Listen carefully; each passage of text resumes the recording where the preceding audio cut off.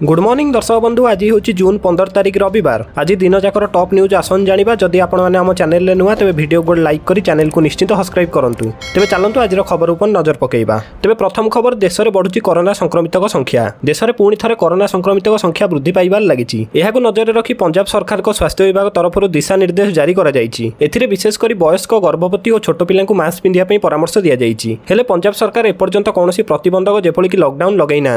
सेपटे देश में कोरोना संक्रमित संख्या द्रुत गति वृद्धि पाइबार लगी। स्वास्थ्य और परिवार कल्याण मंत्रालय वेबसाइट मुताबक देश में कोरोना संक्रमित संख्या 7400 पार करिछि। यह व्यतीत जदि राज्य मान कथा कहबा तेबे सबठारु अधिक संक्रमित गुजरात चिन्हट होइछन्ति। एबे गुजरात रे एक्टिव संक्रमित संख्या रही 1437। सेहिभଳି दिल्ली रे संक्रमित संख्या रही 672। केरल रे रही 2109। महाराष्ट्र रे 613 जन संक्रमित चिन्हट होइछन्ति।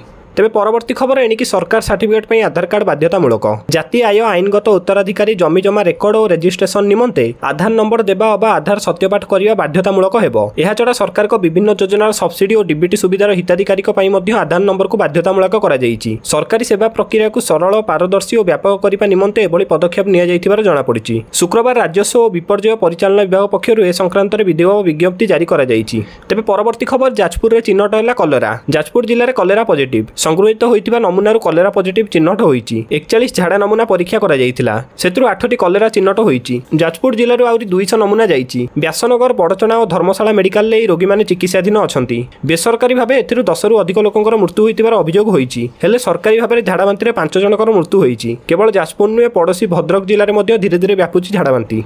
तेबे परवर्ती खबर, रजरे प्रबल वर्षा संभावना। रज पर्व रज उत्सव को वर्षा मांदा करिपारे। भारतीय पाणीपाग विभाग पक्षरु जून 17 तारिख पर्यंत अधिकांश जिले में घड़घड़ी सहित वर्षार पूर्वानुमान करा जायछि। 3 दिनिया पर्व जून 14 रु पहिल रज आरंभ हेबो और जून 16 तारिख रे रज समाप्त हेबो।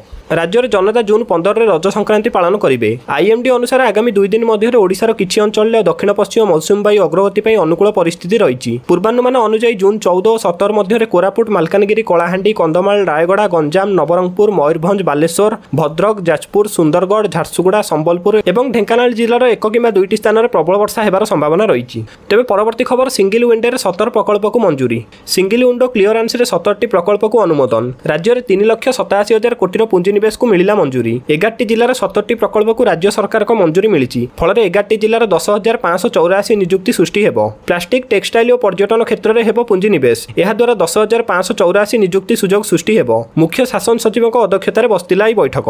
तेबे परवर्ती खबर, जून 30 रे भुवनेश्वर विमान बंदर रे हेबो मॉक ड्रिल। सबु विमान बंदर रे हेबो mock drill. Full scale mock drill करा जिवो। एथिपई निर्देश दैचंती डीजीसीए। जून 30 रे भुवनेश्वर विमान बंदर रे हेबो रिहर्सल। सिविल एविएन्स रो कर्मचारी हेबे शामिल। पुलिस, मेडिकल और अग्निशम कर्मचारी मध्य शामिल हेबे। अहमदाबाद रे दुर्घटना 259 जनक जीवन जीवा पर भुवनेश्वर विजु पट्टनायक अंतर्जातीय विमान बंदर कर्तृपक्ष जून 30 रे एक विमान जर्नीकालीन परिचालना मॉक ड्रिल करिया निष्पत्ति नैचंती। विभिन्न विभागर मुख्य मानकु नै गठित बीपीआईए रो सुरक्षा समीक्षा कमिटी द्वारा शुक्रवार विमान बंदर कार्यक्रम सुविधा और जेकोसी जलकालीन परिस्थिति रे मुकाबिला पई प्रस्तुति जांच करा जायथिला।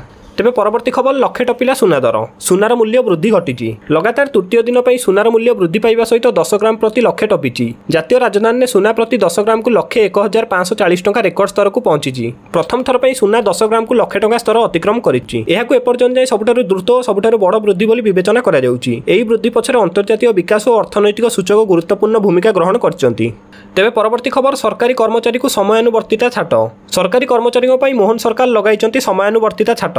निर्धारित समय भितर ऑफिस रे पहुंची उपस्थापन देवाक निर्देश दिया जायछि। निर्धारित समय पूर्व भी ऑफिस छाड़ी पारिबेनी कर्मचारी। 3 थर अध घंटा विलंब रे आसिले खातार छुट्टी कटिबो। खाली एतिक नुहे, आगु को एआई कैमेरा जगिबो सरकारी कर्मचारी को उपस्थापना और गतिविधि की। आरएफआईडी टेक्नोलोजी भित्तिक स्मार्ट परिचय पत्र सरकार कर्मचारी को जारी हेबो। एई आई कार्ड को ऑफिस रे प्रवेश और प्रस्थान समय रे पंचिंग करिया को हेबो। राज्य सारा समस्त सरकारी कार्यालय रे कार्यकारी हेबा पूर्वरु एई व्यवस्था लोकसेवा भवन और खारबेल भवन ने एक पायलट प्रोजेक्ट भाबे आरंभ करा जिवो बोली सूचना मिलिछि। साधारण प्रशासन विभाग गुरुवार समस्त जूनियर कर्मचारी आरंभ कर उच्च पदाधिकारी पर्यंत निर्धारित समय मध्य कार्य जोग देवाक एक निर्देश जारी करछन्ति।